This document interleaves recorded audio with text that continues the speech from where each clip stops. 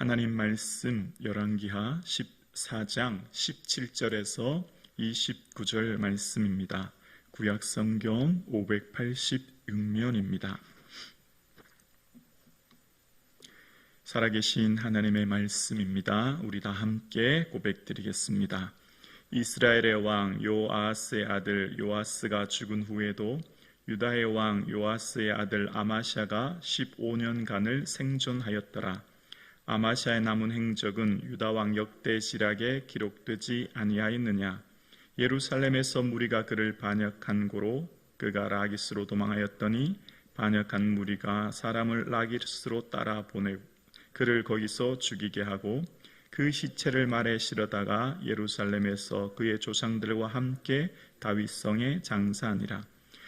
유다 온 백성이 아샤를 그의 아버지 아마샤를 대신하여 왕으로 삼으니 그때 그의 나이가 16세라. 아마샤가 그의 조상들과 함께 잔 후에 아샤라가 엘랏을 건축하여 유대에 복귀시켰더라. 유다의 왕 요아스의 아들 아마샤 제15년에 이스라엘 왕 요아스의 아들 여로보암이 사마리아에서 왕이 되어 41년간 다스렸으며 여호와 보시기에 악을 행하여 이스라엘에게 범죄한 느밧의 아들 여로보암의 모든 죄에서 떠나지 아니하였더라. 이스라엘의 하나님 여호와께서 그의 종 가드헤벨 아미떼의 아들 선지자 요나를 통하여 하신 말씀과 같이 여로보암이 이스라엘 영토를 회복하되 하맛 어기에서부터 아라바 바다까지 하였으니 이는 여호와께서 이스라엘의 고난이 심하여 매인자도 없고 노인자도 없고 이스라엘을 도울 자도 없음을 보셨고 여호와께서 또 이스라엘의 이름을 천하에서 없이 하겠다고도 아니하였으므로 요아스의 아들 여로보암의 손으로 구원하심이었더라. 여로보암의 남은 사적과 모든 행한 일과 쌓은 업적과 다메섹을 회복한 일과 이전에 유다에 속하였던 하맛을 이스라엘에 돌린 일을 이스라엘 왕 역대지락에 기록되지 아니하였느냐? 여로보암이 그의 조상 이스라엘 왕들과 함께 자고 그의 아들 스가랴가 대신하여 왕이 되니라. 아멘. 할렐루야. 아멘. 하나님께서 우리를 사랑하사 새로운 날을 선물로 주시고 새로운 한 주간을 선물로 주셨습니다. 주님의 기쁨 되는 한 주간 되기를 주님의 이름으로 축복합니다. 아멘. 열왕기에서 왕을 평가하는 기준은 그 왕이 얼마나 경제적으로 부유하게 나라를 세웠느냐, 얼마나 많은 영토를 다스렸느냐, 얼마나 큰 군사가 있느냐, 그런 외형적인 것 본다고 말씀드린 것 아니지요? 그게 아니라 뭐라고 말씀드렸죠? 외형적인 정치, 경제, 군사에 얼마나 많은 성과, 외형적으로 얼마나 큰 것을 이루었느냐, 거기에 하나님께서 선한 왕이라고 하지 않으셨습니다. 바로 하나님 보시는 눈, 하나님 보시기는 기준은 얼마나 그가 율법에 따라 그 율법을 따라서 말씀 따라서 통치했느냐가 하나님 보시는 기준이라고 말씀드렸습니다. 그러니까 하나님께서 왕들을 지금까지 쭉 살펴보면서 왕들에 대해서 평가하시는데 왕들에 대한 외형적인 기준이 선과 악 혹은 성공과 실패를 말하는 게 아닙니다. 그 사람의 외형이 아닌 그 중심에 하나님 말씀인 율법을 얼마나 따랐느냐라는 거예요. 우리도 이런 생각을 많이 하죠. 우리의 생각에도 이런 공식 하나를 가지고 있습니다.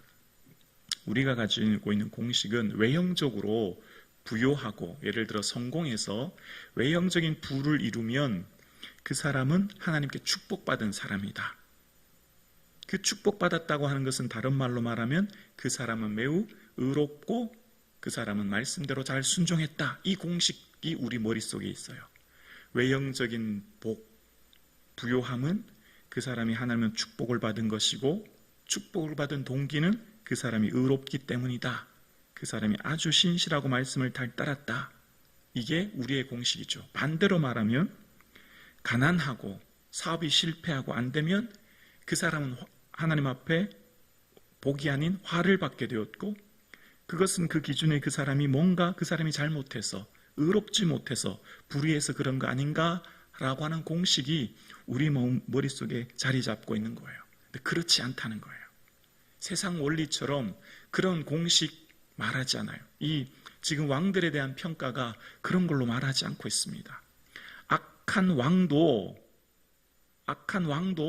경제적인 부요를 이루고 잃어버렸던 땅을 회복하고 군사적으로 부유할 수 있고 선한 왕이지만 그렇지 못할 수도 있다는 것을 끊임없이 보여주고 있는 거예요. 그러니까 우리가 생각하는 이런 논리가 조금 잘못되었을 수 있다라고 하는 것을 끊임없이 얘기하는 겁니다. 오히려 또 한 가지 이 왕들에 대해서 우리에게 깨닫게 하는 게 있어요. 부국강병을 이루고 경제적 부요, 군사적인 막강한 힘을 이루었을 때가 오히려 영적인 암흑기예요. 오히려 먹고 살기 좋고 경제적으로 부유하고 모든 것이 완벽하게 갖춰졌을 때는요, 영적으로는 매우 곰핍한 상태예요. 이걸 끊임없이 우리에게 보여주고 있어요. 경제적인 부요와 함께 신앙도 열심히 하면 얼마나 좋아요. 경제적인 부요와 함께 하나님을 더 열심히 찾으면 얼마나 좋아요. 그런데 그렇지 않더라고요. 끊임없이 그 얘기를 성경은 우리에게 이야기해 주고 있어요. 뭘 말하고 있을까요? 사람의 본성은 외형적으로 잘 되고 부유하고 건강하고 형통하면 하나님을 좀 덜 찾는 본성이 있어요. 그리고 내가 이만큼 잘 살았다라고 하는 내 교만이 내 속에 있을 수 있다라는 것을 끊임없이 우리에게 깨닫게 합니다. 오늘은 두 명의 왕에 대해서 본문이 등장하는데요. 남쪽 왕인 아마샤와 북쪽 왕인 여로보암에 대해서 오늘 본문은 소개합니다. 남쪽 왕이었던 아마샤는 그의 아버지 요아스의 대를 이어서 왕이 되었어요. 그의 아버지 요아스는 성전을 수리하고 여호야다의 교훈에 따라서 초창기에는 말씀 따라 잘 통치했지만 이후 교만하여져서 그의 삶의 후반부에서는 하나님 보시기에 악한 모습을 보였는데, 아마샤의 모습이 참 안타까워요. 그 아버지의 모습을 봤다면 그 첫 마음대로 행했으면 좋은데, 오늘 본문 압달락 14장 1절부터 16절까지의 아마샤에 대한 이야기를 쭉 하는데요. 아마샤가 처음 3절에 보면 매우 하나님 보시기에 정직했다라는 거예요. 그래서 아마샤가 아버지를 죽인 사람들을 그 신하들만 죽였고 아들은 죽이지 않았대요. 왜냐하면 모세의 율법에 따라 6절에 그 내용이 나오거든요. 모세의 율법에 따라 아버지의 죄를 인해 자녀를 죽이지 말라 했기 때문에 그 말씀 따라 신실하게 따랐다는 거예요. 그러니까 율법에 따라서 그대로 잘 이루었기 때문에 아마샤의 초창기 정치는 아주 하나님 보시기에 선한 왕이었다는 거예요. 그런데 문제가 생겨요. 참 아이러니한데요. 아마샤가 이후에 10절에 보면 에돔을 쳐서 멸해요. 이제 이웃 나라과의 전쟁을 벌여서 승리하거든요. 승승장구해요. 그리고 어떻게 됐다고요? 14장 10절에 보니까요, 교만했대요. 이게 참 어려워요. 잘 될 때 겸손하는 것이 얼마나 좋아요. 그런데 꼭 보면 왕들이 잘 되면 그 다음 따라 나오는 말이 있어요. 교만해져요. 에돔과의 전쟁을 벌였더니 어떻게 했냐면 나 지금 잘하고 있구나. 교만해져요. 초창기 하나님 보시기에 정직하고 겸손했던 왕의 모습이 사라져버렸어요. 그래서 이후에 어떻게 되냐면 북이스라엘에 있는 유다의 요아스에게 전쟁을 벌여요. 동족 간에 같은 민족끼리 전쟁을 벌여요. 그런데 아마시아가 오히려 전쟁에 패합니다. 그리고 포로가 되고요. 예루살렘 성벽이 400규빗 헐리게 되고 예루살렘 왕궁에 있는 성전과 왕궁에 있는 모든 보물을 탈취해버리고 잃어버립니다. 그리고 이제 오늘 본문이 시작되는 거예요. 그리고 포로로 되었지만 하나님께서는 15년을 더 그가 생존하게 했고, 그가 이스라엘과의 전쟁에서 패배로 인한 후유증이 남아있고, 그것 때문에 이스라엘 무리가 수도인 예루살렘에서 반역이 일어나요. 반란이 일어나게 되고, 그래서 그가 도망을 가는데 어디까지 가냐면 예루살렘에서 남쪽으로 55km 떨어진 라기스까지 도망을 가는데 거기까지 반역자들이 쫓아가서 그를 죽이게 돼요. 그리고 20절에 보면 그 시체를 말에 싣고 왔대요. 장래 행렬에, 왕이 죽었으니 장래 행렬에 갇혀서 의식을 따라 예를 갖춰 오는 게 아니라 짐짝 싣듯이 말에 사람 시체를 싣고 왕의 시체를 싣고 예루살렘까지 왔다라는 거예요. 그리고 장사를 치렀는데, 그런데 참 아이러니한 게 있어요. 여러분, 선대 왕이 이렇게 죽였던 반역자들, 반란자들은 이제 그 왕이 싫잖아요. 그럼 일반적으로 어떻게 하죠? 다른 사람을 왕으로 세우죠. 다른 혈통을, 다른 더 뛰어난 사람을 왕으로 세우는 게 일반적인 것 아닙니까? 그런데 오늘 21절에 보면 어떤 내용이 나오냐면 유다 온 백성이 아샤라를 그의 아버지 아마샤를 대신하여 왕으로 삼으니 그때 그의 나이가 16세다, 이런 내용이 나와요. 참 아이러니해요. 유다 온 백성이라는 말은 이 오늘 열왕기에 여기만 나오는 본문이에요. 그리고 아샤라를 왕으로 세울 때만 지금 이 본문의 내용이 나오는데요. 무슨 말이냐면 반란 반역으로 이 아마샤를 다 죽이고 아마샤가 왕이 싫으면 다른 사람을 왕으로 세워야 될 텐데, 아이러니하게도 또다시 그 아들을 왕으로 세웠다는 거예요. 아샤라라고 하는데 이 역대에 보면 우시아라는 말이죠. 아샤라를 왕으로 세웠다라는 말이 나와요. 왜 이렇게 되었죠? 우리는 참 이해하기가 어려워요. 아버지가 싫어서 그를 죽였으면 다른 사람을 왕으로 세워야 될 텐데 또 그 아들을 데려다 왕을 세우네요. 왜 이렇게 되었죠? 왜 온 유다 백성이 이런 일이 있었을까요? 하나님께서 다윗의 등불을 꺼지지 않게 해주시겠다고 하는 사무엘하 7장의 그 언약 때문인 거예요. 비록 그가 말로가 교만해져서 그가 비록 반란으로 그의 삶이 죽게 되었지만, 그러나 하나님께서는 그 윗대의 선조인 다윗과의 언약, 영영이 내 왕위를 견고히 하게 할 거야 라고 하시며 다윗의 등불이 꺼지지 않겠다고 하는 그 언약을 지금도 지키고 계신 하나님의 말씀을 보고 있는 겁니다. 우리의 삶 가운데 우리는 결코 의롭지 못해요. 우리가 잘나서 오늘 우리가 예배드리고 예수 믿고 우리의 삶이 잘 되는 게 결코 아니에요. 우리가 늘 놓치면 안 되는 거 있어요. 내가 잘 되면 다 내가 잘해서 그런 줄 알아요. 그렇지 않아요. 다 하나님의 은혜인 줄로 믿습니다. 그래야 겸손해지는 거예요. 사업이 잘 되고 승승장구하고 자녀들이 잘 되고 모든 일이 잘 될 때 더 겸손할 수 있는 은혜가 있기를 주의 이름으로 축원합니다. 겸손의 극치는 뭐라고요? 겸손의 극치는 기도예요. 늘 엎드리는 거예요.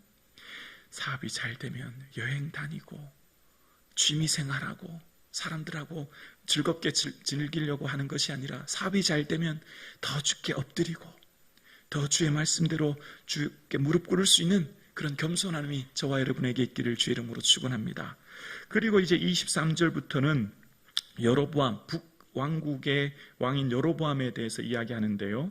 여로보암은 오늘 본문 여로보암을 일반적으로 여로보암 2세라고 얘기해요. 왜냐하면 북이스라엘 초대 왕이 여로보암이었거든요. 그 왕과 다른 왕이라고 하는 것을 대비하기 위해서 오늘 왕은 여로보암 2세라고 하는데, 23절부터 24절을 볼게요. 23절입니다. 유다의 왕 요아스의 아들 아마샤 제15년에 이스라엘의 왕 요아스의 아들 여로보암이 사마리아에서 왕이 되어 41년간 다스렸으며 여호와 보시기에 악을 행하여 이스라엘에게 범죄하게 한 느밧의 아들 여로보암의 모든 죄에서 떠나지 아니하였더라. 북이스라엘의 가장 긴 통치가 누구냐면 오늘 여로보암이에요. 가장 길어요. 몇 년이냐면 41년. 가장 긴 통치 기간을 다스렸어요. 자, 그럼 생각해 보세요. 가장 길게 나라를 다스렸고 왕권을 잡았고 권력을 휘두를 수 있었으니 그 사람은 분명히 선한 왕이어야 되잖아요. 우리 생각이 그렇잖아요. 가장 긴 통치를 했으니 당연히 선한 왕이겠구나 생각하지만 그렇지 않아요. 여호와 보시기에 악한 왕이었어요. 초대 왕 여로보암의 모든 죄를 그대로 답습한 악한 왕이었어요. 자, 그러면 또 생각할 수 있죠. 그러면 악한 왕이었으면 이방 나라들이 공격해와서 나라가 멸망하든지 어려움을 닦든지 고통을 겪겠구나, 그렇게 우리가 생각하지 않습니까? 반대가 일어나요. 반대가.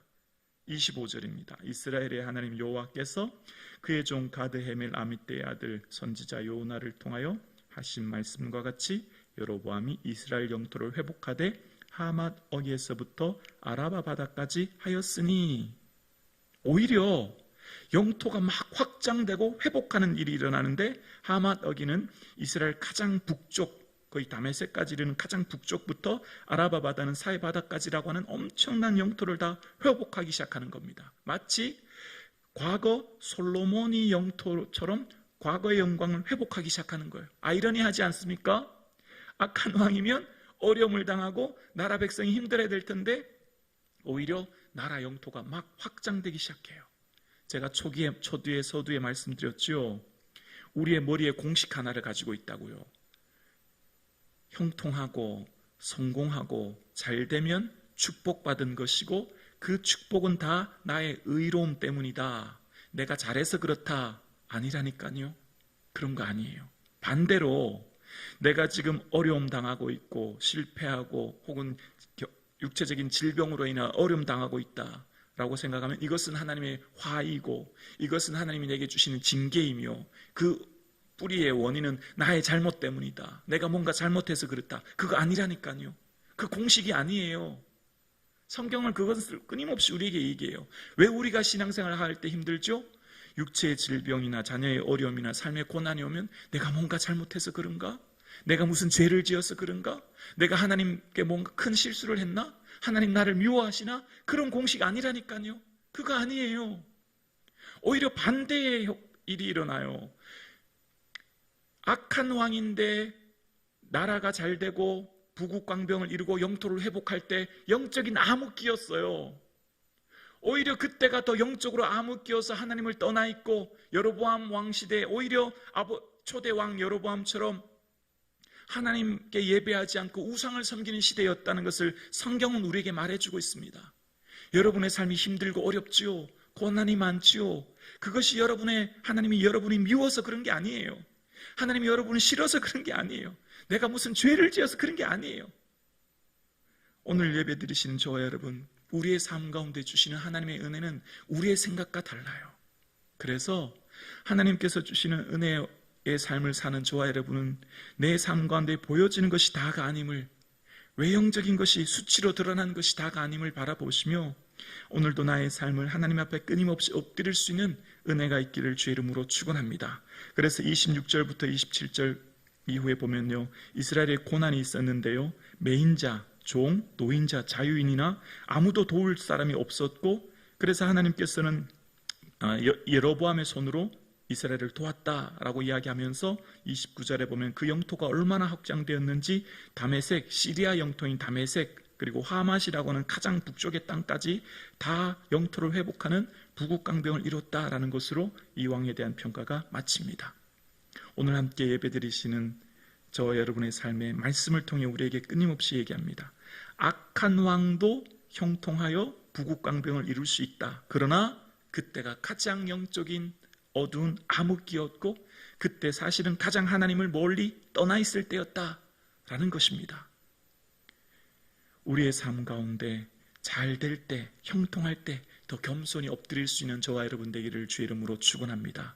또한 우리의 삶에 어떤 고난이 있고 어려움이 있어도 그것은 나의 잘못, 나의 실수, 나의 죄, 나의 어떤 것이 아니라 오히려 하나님의 더 큰 계획하심이 있음을 바라보며 끊임없이 주께 엎드릴 수 있는 하나님의 뜻을 찾을 수 있는 저와 여러분 되기를 주님의 이름으로 축원합니다.